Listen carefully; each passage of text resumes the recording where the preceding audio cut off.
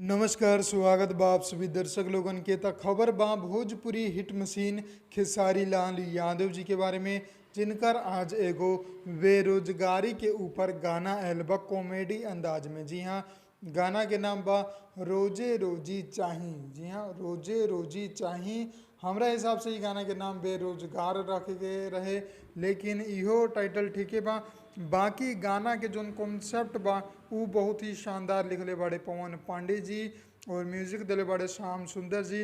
पवन पांडे जी जौन देश के राष्ट्रीय मुद्दा बा बेरोजगारी, ओके एगो कॉमेडी स्टाइल में लिख दिले बड़े, और जोना के खेसारी लाल यादव और अंतरा सिंह प्रियंका बहुत ही बेहतरीन तरीका से गाना के रूप में पेश कर ले बड़े। जी हाँ, गाना के ऑडियो आप लोग जाके आदिशक्ति फिल्म यूट्यूब चैनल पर सुन सकतानी। फुल ऑडियो आज सुबह रिलीज हो चुकल बा। करीब करीब 50,000 से ज़्यादा लाइक आ चुकल बा गाना पर, और लाखों में व्यूज आ रहल बा।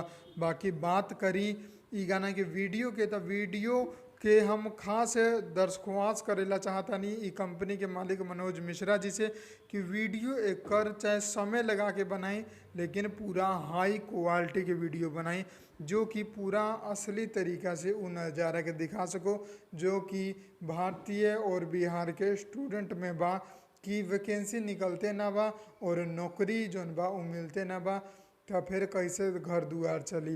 तो ये मुद्दा के ऊपर ये गाना बा, आप लोग के एक बार तो ज़रूर सुने के चाहिए, और अगर पसंद आवे तो एक शेयर भी जरूर कर दें। हम मिलम आप लोगन के अगला वीडियो में, तब तक खातिर जय हिंद, जय भोजपुरी, प्रणाम। चैनल के सब्सक्राइब करके बेल आइकन जरूर दबा दी।